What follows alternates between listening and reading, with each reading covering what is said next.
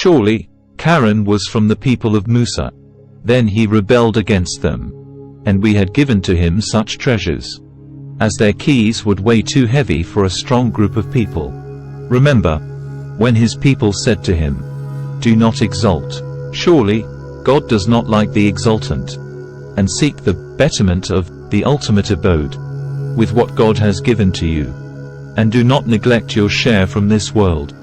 And do good as God did good to you. And do not seek to make mischief in the land. Surely, God does not like the mischief makers." He said, "This is given to me because of the knowledge I have with me."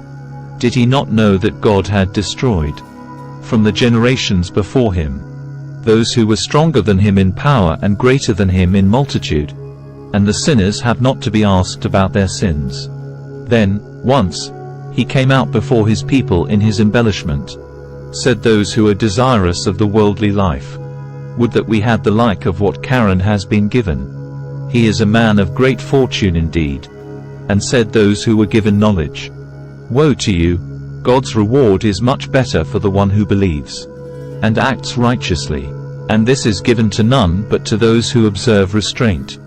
Then we made him and his home sink into the earth. So there was no group for him who could help him against God. Nor was he one of those who defend themselves. And those who wished to be in his position the day before started saying, "Oh, it seems that God extends provision to whom he wills, and straightens for whom he wills. Had God not favored us, he would have made us sink, too. Oh, it seems that the infidels do not succeed."